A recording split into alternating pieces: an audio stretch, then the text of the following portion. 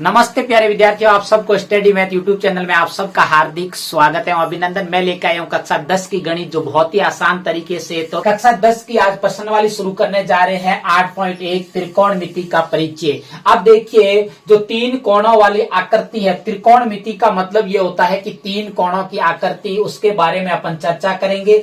तो चलिए आइए देखिए कि सबसे पहले क्योंकि कक्षा 10 बोर्ड का एग्जाम है और बोर्ड के एग्जाम के लिए आपको बहुत ही अच्छे से तैयारी करके जाना है, क्योंकि बोर्ड के अंदर अगर अपन अच्छा प्रयास करके जाएंगे तो अपन को बहुत ही अच्छे मार्क्स मिलेंगे। तो चलिए आइए शुरुआत करते हैं। सबसे पहले पर सबसे बड़ी बात तो यह है कि सबसे पहले प्रश्न समझना जरूरी है। कि सबसे पहले प्रश्न को समझते हैं कि पहला प्रश्न है कि त्रिभुज एबीसी में जिसका एक कोण बी समकोण है। यह सबसे बड़ी बात है कि सबसे पहले बच्चों को प्रश्न समझ में आना चाहिए कि एक त्रिभुज एबीसी है जिसके अंदर कोण बी क्या है, समकोण। समकोण हमेशा कितने डिग्री का होता है? 90 डिग्री का होता है। जिसमें से आपको दे रखा है कि बी बराबर 24 सेंटीमीटर और बीसी बराबर 7 सेंटीमीटर। तो निम्नलिखित का मान ज्ञात कीजिए। मतलब कि इसके अंदर पॉइंट 2 दे रखे हैं कि साइन ए कॉस ए और साइन सी कॉस सी का मान ज्ञात करना है। तो बहुत ही आसान तरीके से अपन करेंगे। तो सबसे पहले आपको क्या है, चित्र बनाना आना चाहिए। इसका चित्र बनाइए। तो चलिए अपन चित्र की शुरुआत करते हैं। तो सबसे पहले अपन को समकोण त्रिभुज बनाना आना चाहिए। सबसे पहले क्या आना चाहिए? समकोण त्रिभुज बनाना आना चाहिए। ये एक समकोण त्रिभुज है जिसके अंदर ये कह रहा है कि बी एक समकोण है। मान लीजिए ये बी क्या है? ये समकोण है। बी त्रिभुज क्या है? समकोण 90 डिग्री का होता है। अब उसके बाद में उसने क्या कहा, बाकी का आप नाम दे सकते हो। इसका ए दे दो, ए बी, और ये हो गया सी। अपन के ये त्रिभुज बन गया है। ए बी सी एक त्रिभुज बन गया है जिसके अंदर अपन को बी कोण समकोण मतलब कि 90 डिग्री का है। अब उसके बाद में आपको ये भी दे रखा है कि ए बी क्या है? ये ए बी आपको दे रखा है 24 सेंटीमीटर। उसके बाद में आपको उनको क्या दे रखा है? प्रश्न के अंदर बीसी दे रखा है। बीसी कितना दे रखा है? बीसी 7 सेंटीमीटर दे रखा है। ये बीसी 7 सेंटीमीटर।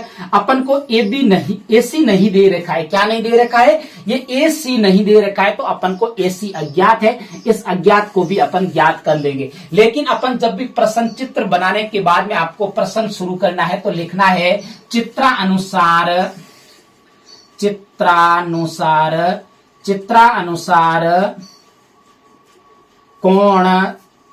चित्रानुसार त्रिभुज ए बी सी में, त्रिभुज ए बी सी में कोण बी बराबर क्या है? समकोण। कोण बी बराबर क्या है? समकोण। क्या है? समकोण। ये अपन को दे रखा है कि कोण बी बराबर समकोण मतलब कि 90 डिग्री का है।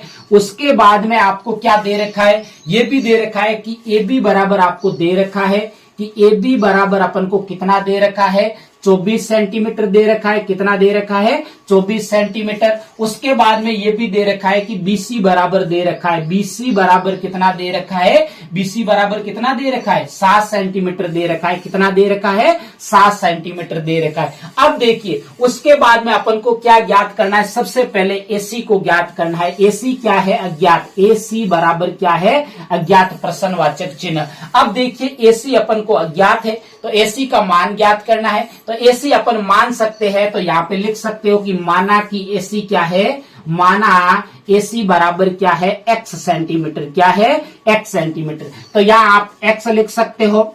क्या लिख सकते हो? x centimetre. अब देखिए, अपन सबसे पहले जब भी अपन को ये सामने वाली भुजा ज्ञात करनी हो, ये अपन को पता होना चाहिए कि 90 डिग्री के सामने वाली भुजा हमेशा क्या कहलाती है? कर्ण कहलाती है। क्या कहलाती है? कर्ण। और उसके बाद में सीधी लंब रेखा क्या कहलाती है? लंब कहलाती है। और उसके बाद में लेटी हुई भुजा को आधार कहा जाता है, सीधे तौर पे अगर समझे तो। लेकिन इसके बाद में अगर अपन को थीटा दिया हुआ हो तो हमें इसको सीधे तौर पे समझे तो हमेशा 90 डिग्री के सामने वाली भुजा क्या कहलाती है? कर्ण कहलाती है। अब देखिए, अपन को पाइथागोरस प्रमेय के द्वारा अपन कर्ण ज्ञात करेंगे। तो पाइथागोरस प्रमेय क्या है? अपन लिखेंगे पाइथागोरस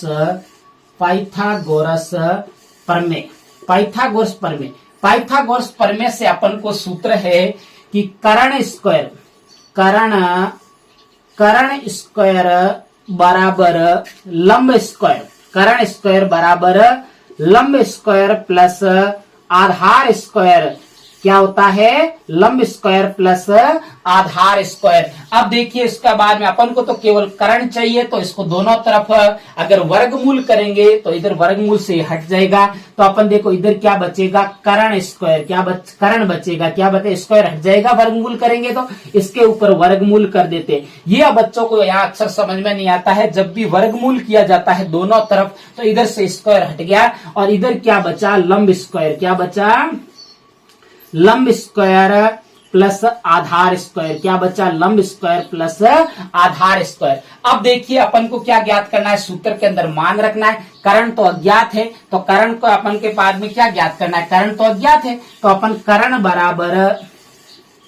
बराबर अंडर रूट। अब देखो लंब का मान कितना है, लंब 24 है, तो अपन को क्या करना है, 24 का स्क्वायर करना है, प्लस आधार कितना है, 7 है, तो 7 का स्क्वायर करना है। अब देखिए अब अपन को इसको स्क्वायर करेंगे तो क्या आएगा, कर्ण बराबर अंडर रूट।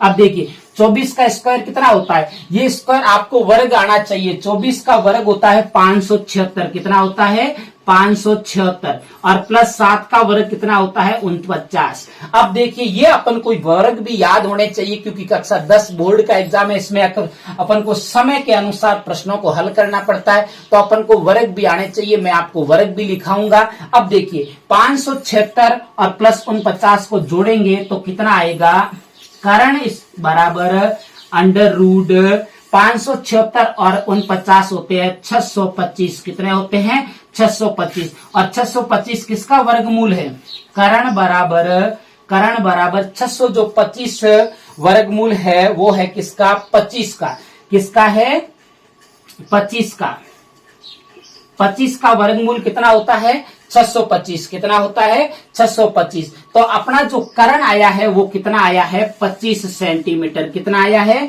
25 सेंटीमीटर। तो कर्ण बराबर अपन के कितना आया है, 25 सेंटीमीटर। अब देखिए अपन को कर्ण तो ज्ञात हो गया है, लेकिन अब अपन को ज्ञात क्या करना है, ये सबसे बड़ी बात है कि पहला पॉइंट क्या है, साइन ए, पहला क्या है, साइन ए, पहला अपन को इसमें दे रखा है साइन ए।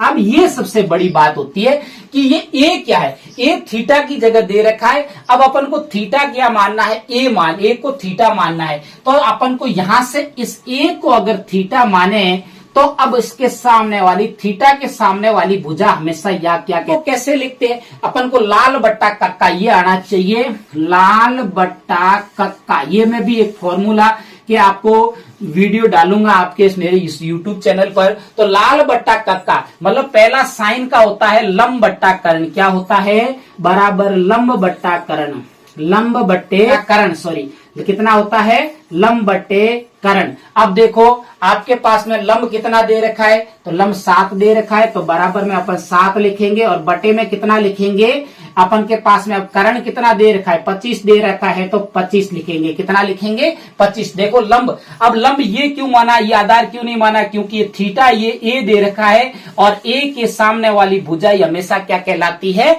आपके लंब कहलाती है, और कर्ण तो ये है ही आपके सामने 90 डिग्री के सामने वाली भुजा। अब देखिए उसके बाद में इसी का क्या दे रखा है, कॉस ए, क्या दे रखा है, कॉस ए। कॉस को कैसे लिखते हैं, आधार बट्टा कर्ण, कैसे लिखते हैं, आधार बट्टे कर्ण, क्या लिखते हैं, आधार बट्टे कर्ण। अब देखिए आधार बट्टे कर्ण, तो इसको भी लिख सकते हो, तो कैसे लिखोगे इसको, देखिए इसको लिखने के बाद में अब की बार यही मानना है, तो आधार कौन सा है अपना, आधार ये है, तो 24 आधार है, 24 बट्टे 25, इसको सरल नहीं कर सकते, तो ये अपना आंसर। अब देखिए इसी का सेकंड अपन इधर कर देते हैं, इसी का सेकंड पहला हो गया, दूसरा अपन यहाँ पे कर लेते हैं, मुझे उम्मीद है कि आपको अच्छे से समझ में आ रहा है। अब देखिए दूसरा क्या है, साइन सी, क्या है, साइन सी, साइन सी। अब ये सबसे बड़ी बात होती है, अब अपन को थीटा किसको मानना है, ये मानना है, अब की बार सी को थीटा मानना है,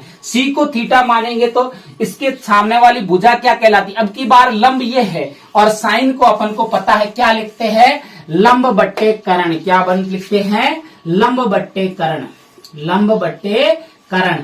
अब देखिए लंब अपन के पास में कितना होगा, क्योंकि सी को थीटा माना है तो लंब ये होगा। अब की बार सामने वाली भुजा 24, तो 24 बट्टे कर्ण 25 है, तो क्या लिखेंगे 24 बट्टे 25। क्या लिखेंगे 24 बट्टे 25। और दूसरा है कोस सी।